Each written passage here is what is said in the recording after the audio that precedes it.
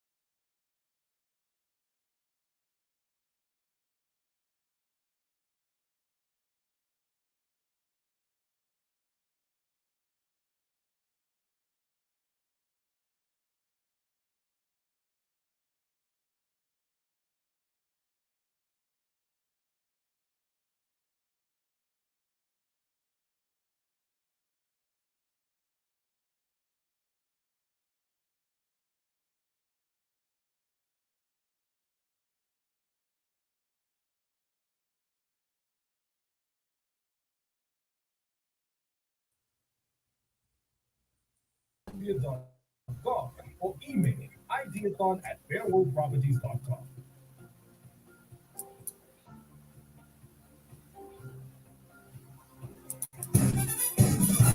24/7 Sports Chat at Money.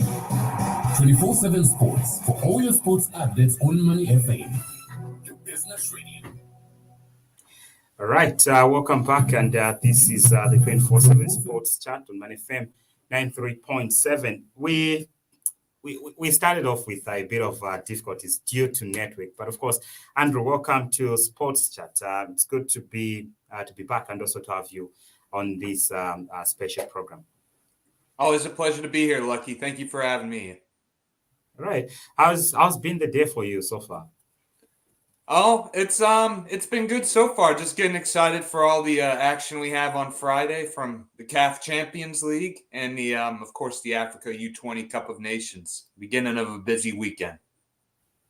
Definitely, it seems to be a busy week and also weekend. From the week, it has been throughout the under 20, and now we're talking about the CAF Champions League, the CAF Confederation Cup, taking center stage as well. But let's start with the under 20. What has been played? Only one qualified outrightly to the next round. We're talking about Senegal, 2 wins in the 2 games that they've played, and already we are seeing them being. I would say they are a real challenger for this in this campaign. Absolutely. They have a pretty difficult group, I would say. Having the host Egypt and of course Nigeria, which is well known for its history in African youth competition. They've navigated it well. I'm excited to see how they do against Egypt.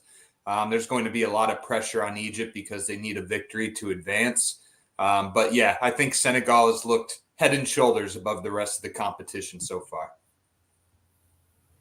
All right. I like what you said. Do you think it's going to be easy with Senegal, the way they've started for the Egyptians to navigate their way into the next round? We obviously, there is a slot for a best placed team. And looking at the Nigeria-Mozambique game, definitely one would predict to say Nigeria may just walk away with the win in that encounter. Do you think Senegal will complicate even more the chances of Egypt progressing from Group A? I think I will. I think they will. I think Senegal definitely will. I think they're the type of squad which has depth in their team. And even if they do choose to rest some players, which might happen since their passage is already guaranteed, I think they can definitely give Egypt a good challenge. And I think there's going to be a lot of pressure on Egypt.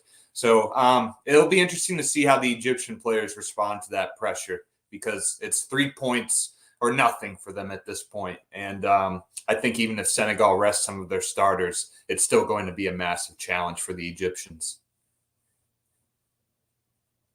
All right, very interesting stuff. Nigeria back in it as well. How would you describe their game against the Egyptians? Of course, not so easy, but they just had to impose themselves and get a win. It was a real tug of war, so to say. I think it was even the whole match, really, until Egypt started to kind of control play and tried to make a final push for the equalizer. But I think Nigeria showed a lot of determination. That really impressed me. They defended well. Their goalkeeper played well.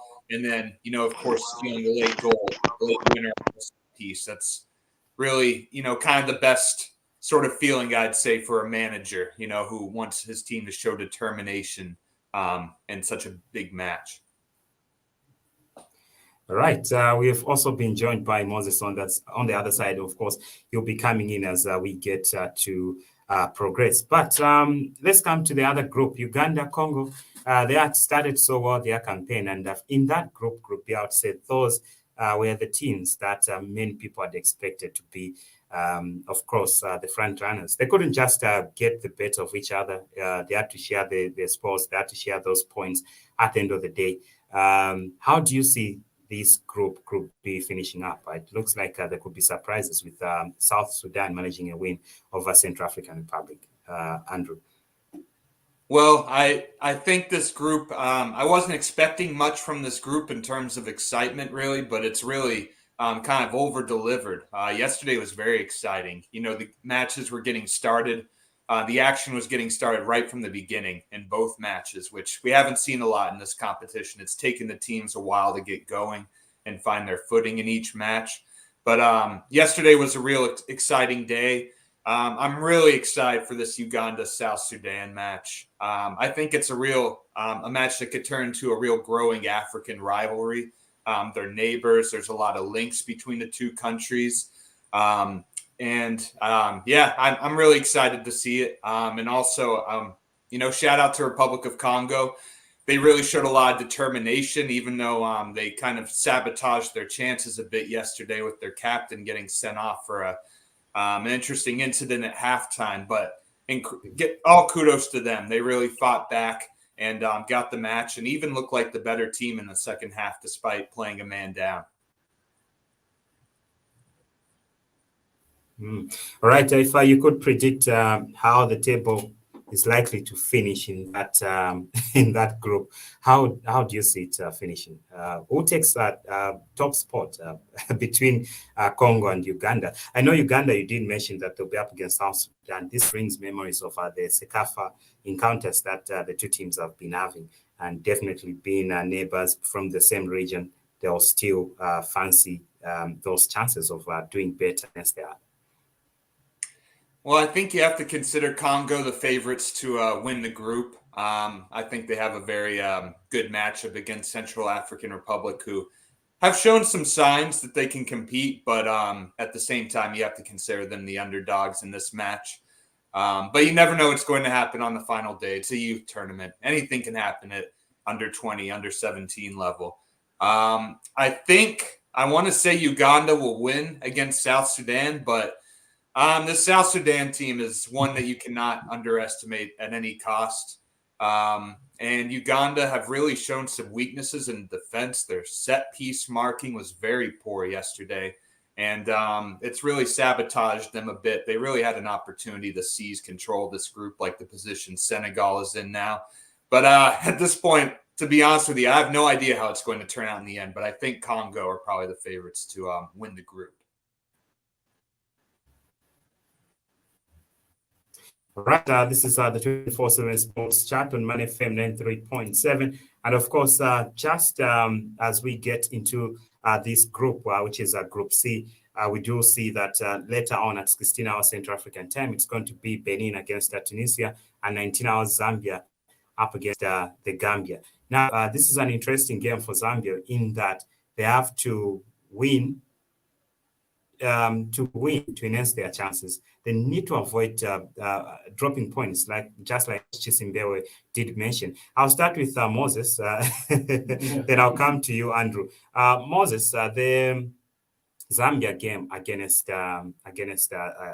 Gambia, it's an interesting game and also very important at the same time for the Zambian team. What do you make of today's game? Zambia need to bounce back. The Gambia, if they win, they'll qualify just like Senegal. And whatever happens in the next round of matches, they would have already sealed their spot in the next stage. Zambia, of course, some weaknesses were observed in the way they performed last time out. Let's start with you, Moses, then I'll come to Andrew also to get his views. Well, it should be an interesting encounter by the end of the day. Hi, Andrew. Hi, Moses. The interest is always there, and I think the players themselves lucky will have to carry the burden by the end of the day. The fans back home will still want to see the points. Remember the reputation 2017.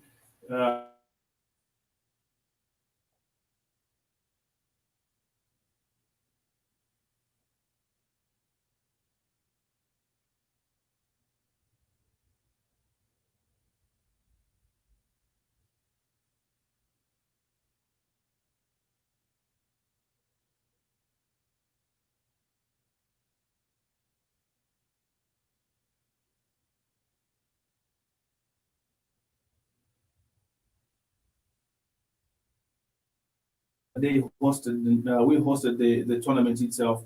But for this one, I think Zambia did really struggle in the first encounter. They have to organize themselves right ahead the game they'll be having against the Gambia before we think about Tunisia. I think Tunisia is more hungry. They dropped points against obviously the Gambian team, and the Gambia have obviously something to play for. If they win this encounter, they have qualified, regardless of what happens, especially in the rest of the games. But the thought is always on how the coach is going to just put up the lineup. I know there is a little bit of struggle, and they're happy to see on how they're just going to find the back of the net and be able to neutralize the Gambians. This is one of the tricky encounters that Zambia will be involved in. So I think this is a game that obviously puts more pressure, more on the Zambians, unlike obviously the Gambians. But for the relaxing zone, obviously to see on how Tunisia as well will be monitoring this encounter. And any slight mistake for Zambia in this encounter, I don't think they obviously have a chance or edge to think about the World Cup. Maybe the major target out of the tournament is to qualify for the World Cup, but it will need obviously be done with a game as they'll be playing the Gambia. And any slight draw, I think it won't put any positive on the Zambia national soccer team. A victory in this encounter would always be prominent and obviously to be highly looked forward to. And by the end of the 90 minutes, the blame will not only come on anyone, but the players themselves. They have to deliver and, of course, show that they still have what it takes to play out of the tournament and go to the World Cup by the end of the 90 minutes, lucky. And the greater conversations, especially for the coach and, of course, the technical bench on how they're just going to put up the lineup. I think there was a slight mistake in the first encounter that was played. Maybe play more suffocating and try to ease it up, especially where the midfield is concerned. That is going to at least allow Zambia to have a chance. Remember, there's a slight, obviously, difference in body stature, especially where the Gambian players and the Zambian players, the physique will always come into play. And I feel this Zambian players that we have, this crop of players that we have, will be lacking in that department. And obviously, they need to work really hard, maybe suffocate the midfield and try to fight the back of the net. And that will be slowing up, especially where the game is concerned. But any draw could be questionable. A win will always be a positive result out of this encounter, Lucky. All right, interesting stuff. A win could be one of the results that would also enhance Zambia's chances of qualifying. Let me now come to Andrew. Give us your take on this encounter. It seems like a very important encounter, both for the team, Zambia, that wants to progress to the next round, and of course, the Gambia. The Gambia, obviously, their chances would be even much higher if they get to win. Let me start with you, Andrew. Let me come to you now that Moses has given his view from looking at it from a local perspective. But let's come to you. How do you see the Gambia from their first game and how Zambia played? What would be the differences in this game? Well, first of all, I think Moses made some excellent points. You know, the thing I see with this Group C is that it's probably the most evenly matched group, you know, throughout all the 4 teams compared to the other 2 groups. So there's not really an easy matchup here. And, you know, I could see a team like Zambia, you know, the key for them is really to find the breakthrough in the attack and show that they can take control of these matches because, you know, you face a team like Tunisia in the final match. It's going to be difficult. You know, I think Benin is a team that really showed their talent. They finished as runners up in the WAFU Zone B region. So it's really tough to tell where this group is going. I think every team is really in it right now. And I think Zambia, they really showed they were dominated at times by Benin, I would say. They really struggled to impose themselves. But I think they will show a little bit better today. And I'm eager to see how they do against the Gambia, who is a team with much talent. Several players who are based in Europe who have already made the move to Europe. And I think, you know, at this point, heading into the group, I would have thought that Gambia were perhaps the favorites to win the group after they really impressed last time around this competition. So it's going to be a great challenge for Zambia. But I think they're capable of making a statement today. And I think, you know, even a draw will leave them in pretty decent shape because I think Tunisia is a winnable match. It's just against a team like Tunisia, you have to make that breakthrough to get the goal, and that can be a real challenge against a well-organized team like that. But I'm expecting some positive signs from Zambia. All right, interesting. All right, that's interesting stuff right there. But let's come to the other game. Let's come to the other game, which is Benin and Tunisia. How do you see this game? Do you think this is a lifeline for the Tunisia? I mean, for Tunisia to get back in contention for a slot into the next round, and eventually there's a World Cup and the title to be won. How do you see the Benin Tunisia game, Andrew? I'd say that Benin really impressed me in the opener against Zambia. They controlled the match. They have to consider that match as 2 points left on the table. They really let Zambia back into it with that goalkeeper error, that dreadful pass that the goalkeeper attempted. I expect Benin to be the favorite against Tunisia. It's just I don't see too many goals from this team. It was a dry match, their opening match against Gambia. They were really headed for a scoreless draw. But I'd make Benin the favorites today. I think their team looks very talented. They finished as runners-up in their region, a very difficult region. And I'd expect Benin to continue to show some of the attacking flair that they displayed against Zambia. And I expect them to get the victory today. Right. All right. Very interesting. There could be some people that may not be in agreement with you. So, yeah, we do get to open the phone lines. It's 0967 865 040, 0967 865 040. A final verdict on this group from Moses, Benin, Tunisia. That game also has an impact on how this group is going to turn out. The game is earlier as well. And for me, I feel there's pressure when you know what has happened with the other opponents. Then you come and play. Benin, Tunisia. Let me quickly get your thoughts on that one as we will be getting into the last part of our conversation.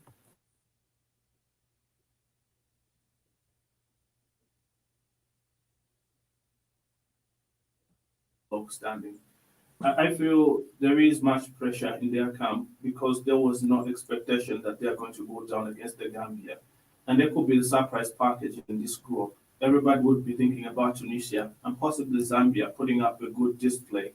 But Benin, obviously, could come on slow, and of course, they had played some spreading football that was amazing and could find the back of the net. And it could be the realist of course, thought that any team would find the back of the net against them if they were to hold on and the agility that they have they showcased in their first encounter. But Benin, I feel swallowing up the pressure could be obviously, especially up front. We expect that Tunisia could be floating a little balls, especially to the opposition have to make sure that they still find the back of the net. There is always pressure between teams from West Africa or slightly central and playing a little bit north because the pressure mounts in maybe geographical reasons or anything like that. But this is a game that I feel there is a huge element of trying to see Benin consolidate, especially in point collection, and possibly they could be sending a strong indication from their first encounter. But what would we expect, especially around the continent, when we talk about the under 20? It's more beyond, obviously, even the national soccer team because we still see surprising results. And it could be the very first time that we're seeing a team of Tunisia being obviously temorized or even dealt with in the tournament that is more held in the region or the Arab world, talking about Egypt. And that should not be the case by the end of the 90 minutes. If obviously you are the coach, you would say that. But in it's all, I feel this is a game that is evenly balanced, but I feel there is much of pressure coming in on the Tunisian side. So they're expectant to at least put a lot of balls up front and try to catch on Benin. And that could be a problem because Benin could easily succumb that pressure. And by the end of the 90 minutes, I think they will be one of the teams that is going to find the back of the net. So we're expecting to see a little bit of change in dimension and possibly a number of goals coming in between the two sides. And great reflection, obviously, for the group and who's going to top the group. I still feel there is a one contention on how teams are going to spread. Yeah, the Gambia could be favorite and the front runners, but I still feel there is enough in the tank that is still left for the teams like Benin and of course Tunisia. Zambia I feel will be coming in third over Tunisia and Benin if they can manage to beat the Gambia lucky. But I still feel two teams that are hungry, and either of the teams could be obviously going for this one. But Benin has a huge chance in this encounter to even make it 4 points.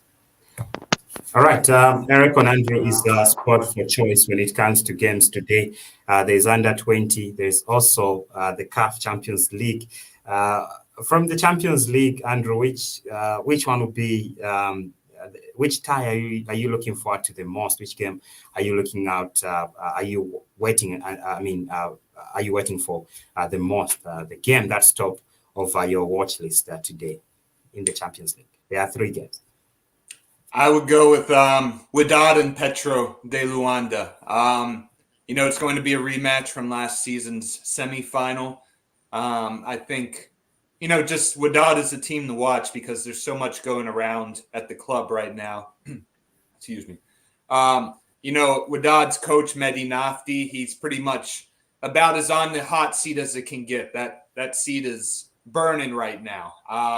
It seems like from Moroccan media that Wydad's already looking for his replacement. They're looking for a new coach, and it's just a matter of time. So right now, the only thing that Mehdi Nafti can do at Wydad is win right now to keep his job. And they're going to be facing a very difficult Petro team that's very talented, that went to ASV Club in Brazzaville and took control of the match. They really dominated that match for long stretches. And because they haven't had a domestic match, unlike Wydad, who had to play in the midweek, the Petro team's been in Morocco for 3 days to prepare for this match.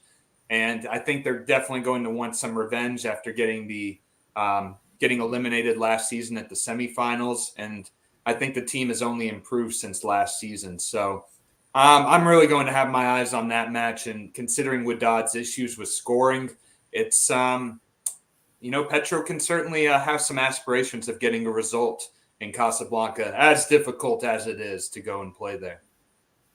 All right, interesting. We'll be glad to know your match report after that. That's Andrew Olsson. You can also follow him and follow also what he does on Pan African Football. Pan African Football, of course. He does give us those great and insightful articles. Let me close with Moses, and from Moses, I'll just get. Let me hear from you. Forest Rangers in Ghana in a minute. What do you make of the fixture? It's potentially it's a big one, especially for Forest Rangers. But they'll be playing away from their town. They're in Quito this time around at the rivals' home stadium, Arthur Davis. Power Dynamos in contention for the league. They have someone who is coming in, a team that's fighting for the league, playing at the same venue. In a minute, what do you make of this encounter? I think for me, it's a match for the weekend. Yeah, could be match of the weekend. I wanted to talk about Hollium and of course Bellows' dad, but you snapped me like no worries. I want to see the reputation of history between the two clubs. But coming to the local front, I feel this is a game that puts huge test, especially where Forest Rangers is concerned. They're in chess with the league title, 5 points adrift from, of course, the first position, talking about which is held by Power Dynamos. But I feel Nkana Football Club is rare yet again to see on how they're going to collect the maximum points in order to at least survive the threat to drop even further on the log standing. And you don't do that if you're a team of Nkana. You have the whole lot of history, so you don't want to repeat yourself in the same kind of situation that you had, especially last season. For Forest Rangers, I think it's a team that leads to in the balance, and possibly this time around they could learn lessons from their previous encounter they had over the weekend. If they don't learn lessons, then definitely they should be snapped off, especially where the second sport is concerned on the log standing. But it's pressure between the two sides because they'll be playing in more neutral, and of course, in Ghana, I feel this is where they become even more dangerous because it's still surrounding their own territory. They have obviously the fan base, but pushes a lot of more pressure, especially where Forest Rangers is concerned. Remember Musa and of course Power Dynamos, possibly a little bit of Green Buffaloes, and they have a pursuit of this for Red Arrows as well. So everything is in top order. The difference in terms of points could be creeping in, but this is a game that I feel is evenly balanced, and as per tradition, Zambian football, where we see such kind of pressure between the two sides, we may end up having a scoring draw. But there is huge pressure in the Forest Rangers camp, and hopefully they can find the back of the net to bring that stubborn kind of that not all odds obviously would want to find themselves in the relegation zone. Like. All right. Let me get to your closing remarks, Andrew. It has been great talking to you, talking about the under-20, and of course, you're giving us the game that you're looking forward to the most in the African Champions League. I know we do have more editions that we can get to do a review of the game going to be played this weekend. But what would be your closing remarks as we get to leave and also close the sports chat? I'm sorry, could you repeat that, Lucky? Oh, I mean, let me get your closing remarks as we get to close the program now that we've talked about the under-20. You also gave us what you're expecting from one of the games in the Champions League. What would be your closing remarks as we get to close the show? Well, I think, this is the third match day in the CAF Champions League. So I think there's going to be a lot that's determined in terms of, which teams we can consider to be challenging for the top two positions and for a spot in the quarterfinals. So I think and there's also a couple of major teams in Africa who are under some intense pressure heading into this match. You consider, like I mentioned with Wydad, you're going to consider Simba. Both managers at these clubs are under some heavy pressure right now because the results have not gone their way so far. So there's a lot of storylines to watch and a lot of pressure on some of the top teams that we're expecting to be challenging for first place in their group or second place in their group. But right now we're in last place or are looking like it could very realistically be a poor campaign for them. So that's going to be something that I'm watching out for, is particularly, in the case of Wydad and Simba. All right. Thanks very much, Andrew. We'll do a review of these games next week, of course, as we do bounce back with our sports chat. We do appreciate your time to be on Man FM's 24/7 sports chat. Thanks for having me, Lucky. Enjoyed the discussion today. All right. This has been the 24/7 sports chat with me, Lucky. We do say stay tuned. And we are back with a weekend edition tomorrow, Saturday, from 10 to 11 hours. Be sure to tune in and also give us what you think about the games that are going to be played today. This has been Lucky. And of course, I was in conversation with Andrew Olsson, founder Pan Africa Football, and of course, Moses Impundu, who is also partner in terms of the sports chat. Stay tuned to Money. And remember, sports is money.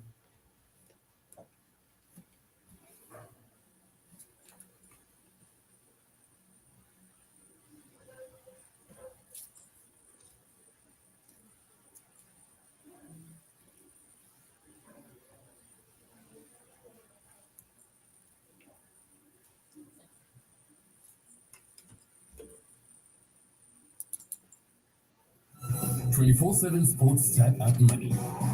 24/7 Sports for all your sports.